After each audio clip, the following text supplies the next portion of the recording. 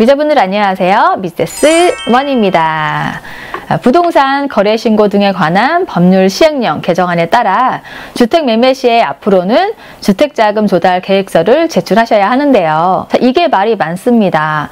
나라가 개인의 사유재산까지 침해를 하느냐라는 여론도 많이 나오고 있는데요. 납득이 가지 않습니다만 불이익을 받지 않으려면 해야죠. 이걸 뭘 어떻게 써내야 되는지 생각만 해도 막막한 자금 조달 계획서. 그래서 이번 시간에는 주택자금 조달 계획서에 대해서 같이 알아볼 건데요. 어떻게 준비해야 되는지, 무엇 써내야 되는지 그 방법을 미세스 머니가 알려드릴 건데요. 이거 중요하니까 집중해서 끝까지 시청을 해주시길 바랍니다. 도대체 이 자금 조달 계획서를 왜 써내라고 하는 걸까요? 국토부에서는 이 자금 조달 계획서를 근거로 실수요와 투자 수요를 구분하고 있어요. 이 서류에서 임대보증금을 체크하는 항목이 있는데요. 이걸 보고 갭 투자 여부를 판단한다는 겁니다. 실제 매매 목적이 무엇이든 간에 보증금을 승계하고 매수를 했다면 매매가에서 전세가를 뺀 나머지 차익으로 매수를 하는 갭 투자로 본다는 거예요. 앞으로는 상속이나 증여 부분도 투명하게 공개가 되어야 하고요. 이 자금 조달 계획서를 보고 국토부가 직접 이상 거래에 대한 조사를 한다고 하네요. 그럼 정확히 언제부터 적용이 되는지 이게 궁금하죠? 드디어 날짜가 나왔습니다. 2020년 3월 13일, 2020년 3월 13일 이후에 체결된 거래 계약분부터 적용이 된다고 하니까요. 3월 13일 이후에 계약을 하시는 분은 이 자금 조달 계획서와 증빙 서류를 제출하셔야 합니다. 그럼 내가 사는 동네도 해당이 되나요? 이것도 궁금하죠. 계약 체결일 기준입니다. 종전에는 투기과열 지구에서 3억 원 이상이었을 때 해당이 됐는데요. 앞으로는 투기과열 지구, 조정 대상 지역에서 3억 원 이상 주택, 비규제 지역에서는 6억 원 이상 주택이 해당이 되겠습니다.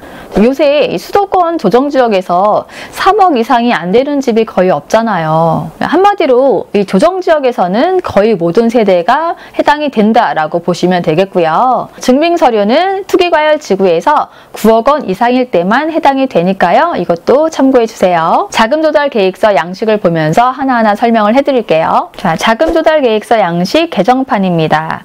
주택취득자금 조달 및 입주 계획서를 보시면 가장 먼저 제출인의 인적사항이 들어가죠.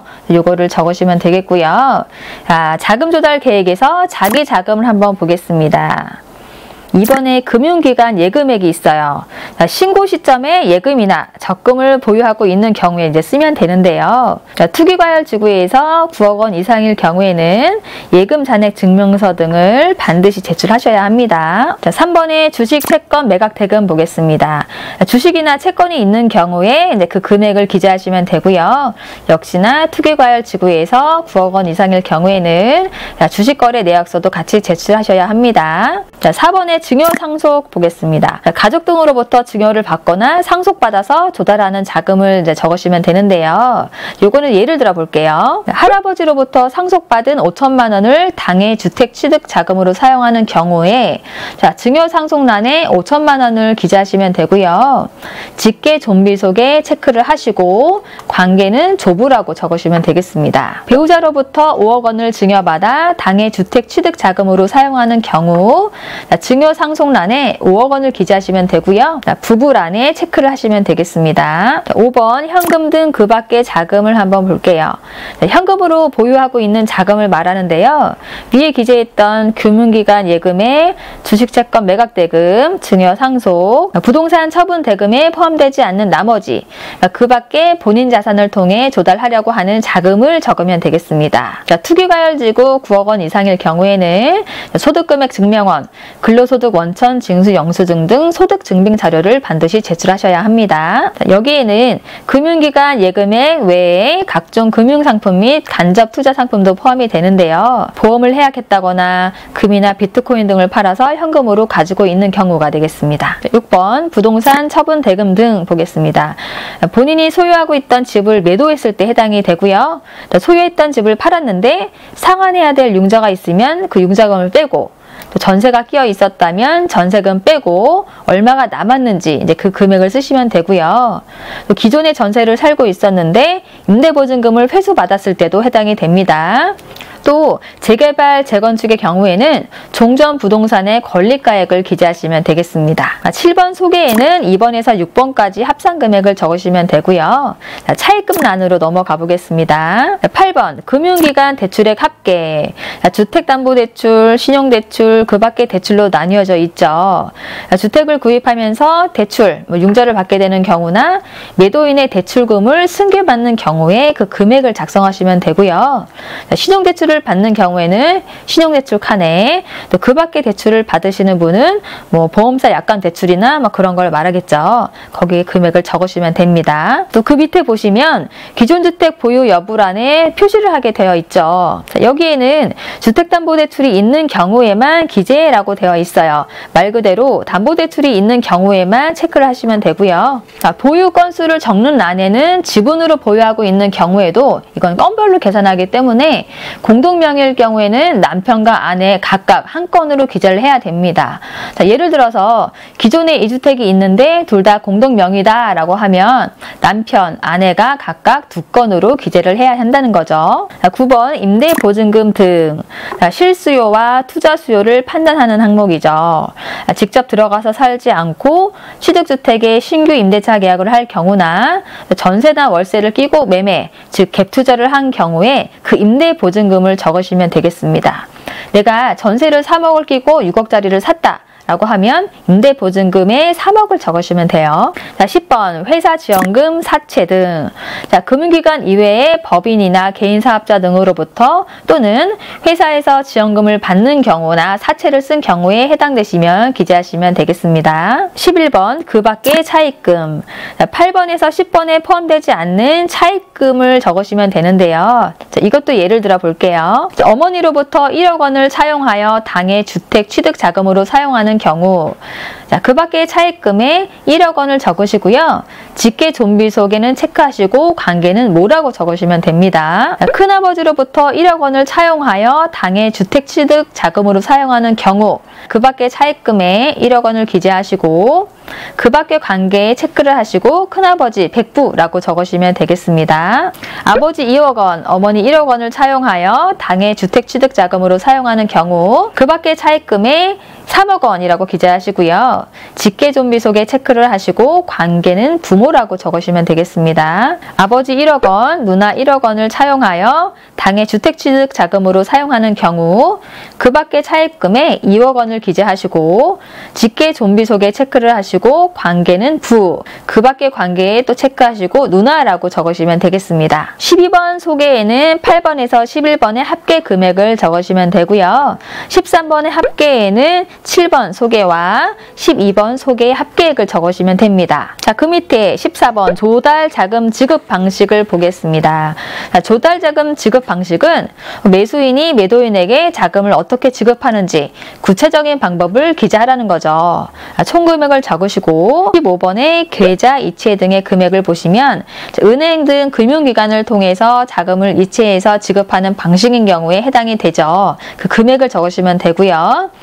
16번 보증금, 대출, 승계 등 금액은 보증금을 안고 매매하는 경우나 그 매도자의 대출금을 승계하는 경우에 그 금액을 적으시면 됩니다. 자, 17번 현금 및 그 밖의 지급 방식 보겠습니다.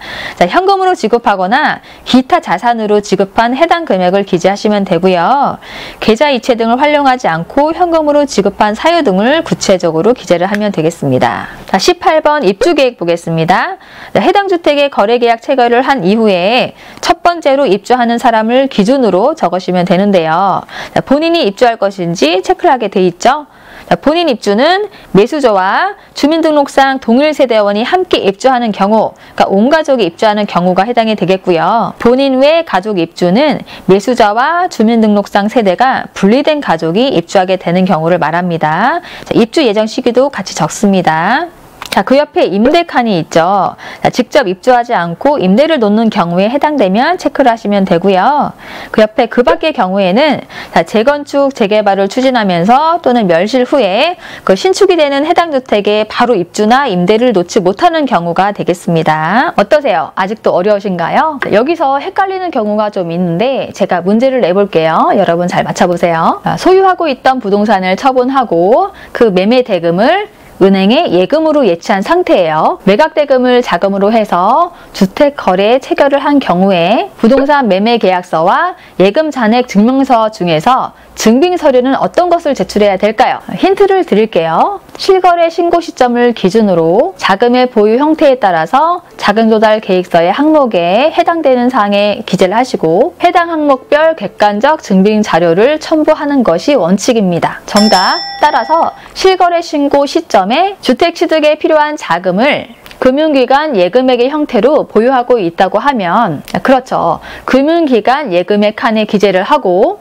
예금 잔액 증명서를 제출하시면 됩니다. 두 번째 문제, 보유하고 있던 현금으로 주식을 매입한 상태에서 주식 매각 대금을 자금으로 해서 주택거래 계약을 체결한 경우에는 자금 조달 계획서 항목 중에서 주식 채권 매각 대금 칸에 기재를 하고 주식거래 내역서를 제출하시면 됩니다. 세 번째 문제, 부모로부터 상속받은 자금을 은행에 예금으로 예치한 상태에서 예금액을 자금으로 하여서 주택거래 계약을 체결한 경우에는 자금조달계획서 항목 중에서 금융기관 예금액 칸에 기재를 하고 예금 잔액 증명서를 제출하시면 됩니다. 자, 이제 설명을 들어봤으니까 우리가 쓰는 연습을 한번 해보자고요. 우리가 투기과열 지구 내에서 10억 원의 주택을 구입하면서 금융기관 예금액 3억 원, 주택담보대출 3억 원, 부동산 처분 대금 4억 원으로 자금을 조달할 계획인 경우입니다. 금융기관 예금액은 3억 원으로 기재하시면 되겠고요. 부동산 처분 대금 등에는 4억 원 기재하시고 소개에는 7억이라고 적으시면 되겠죠. 금융기관 대출액 합계를 보시면 주택담보대출을 3억을 받을 예정이니까 3억 원을 적으시면 되고요. 기존주택 보유 여부에는 없을 경우에는 미보유라고 적으시면 되겠습니다. 따라서 자기 자금은 7억 원, 차입금 등은 3억 원에서 13번의 총 합계에는 10억 원을 적으시면 되겠습니다. 투기과열 지구 내 10억 원의 주택이기 때문에 증빙자료가 필요하겠죠. 자, 1번 예금 잔액 증명서 필요하고요. 금융거래 확인서 필요하고 부동산 매매 계약서 이렇게 총 3개의 서류를 제출하셔야 합니다. 투기과열 지구 내 11억 원의 주택을 구입하면서 금융기관 예금액 4억 원, 주식 매각대금 1억 원, 증여 3억 원, 주택담보대출 2억 원, 회사 지원금 1억 원으로 자금을 조달할 계획인 경우입니다. 자, 금융기관 예금액에는 4억을 적으시면 되겠고요. 주식 채권 매각대금에는 1억 원 적으시고 증여 상속란에 3억을 적으시고 직계 좀비 속에 체크를 하시고 관계는 부라고 적으시면 되겠습니다. 금융기관 대출액 합계를 보시면 주택담보대출을 2억 원을 받을 예정이기 때문에 2억 원을 기재하시면 되고요. 기존주택 보유 여부에 해당 사항을 기재하시면 되겠습니다.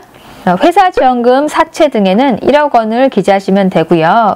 7번의 소개 8억 원과 12번의 소개 3억 원을 합산한 총 금액은 13의 합계 11억 원으로 기재하시면 되겠습니다. 자, 여기도 투기과열지구 9억 원 이상이기 때문에 증빙 자료가 필요하죠. 예금 잔액 증명서, 주식거래 내역서, 증여세 신고서 해서 총 3개의 서류를 제출하시면 되겠습니다. 이걸 정리해보면 실거래 시점을 기준으로 자금의 보유 형태에 따라서 기재를 해야 된다는 걸 기억하세요. 공동명의일 경우에는 각각 나눠서 작성을 하셔야 되는데요. 부부가 공동명의로 했을 경우에는 남편과 아내 각각 따로따로 작성을 하셔야 된다는 거예요. 여기서 총 금액은 일치해야 합니다. 그럼 이 자금조달계획서는 언제 제출해야 될까요? 부동산에서 중개계약을 한 경우에는 공인중개사가 실거래 신고서를 제출해야 되는데요. 이때 자금조달계획서와 증빙서류를 공인중개사가 실거래 신고서와 같이 제출을 하고요. 개인정보 노출 등으로 내가 직접 제출을 하고 싶다라고 하시는 분들은 자금조달계획서와 증빙서류를 직접 제출하셔도 되는데요. 다만 이 경우에는 공인중개사가 실거래 신고서를 먼저 제출을 해야 합니다.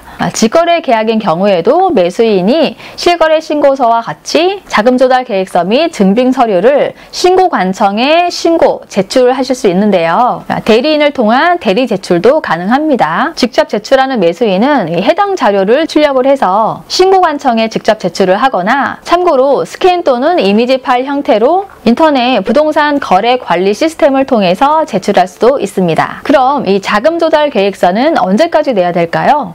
계약을 체결한 후 30일 이내로 제출을 하셔야 합니다. 그럼 만약 자금 조달 계획서나 증빙 자료를 제출하지 않게 되면 어떻게 될까요? 부동산 거래 신고 등에 관한 법률 위반에 해당이 되어서 과태료 500만 원의 처분 대상이 됩니다. 불법 행위 여부와는 상관없이 미제출한 거에 대해서 페널티를 주는 거고요. 중요한 건 또 이거예요.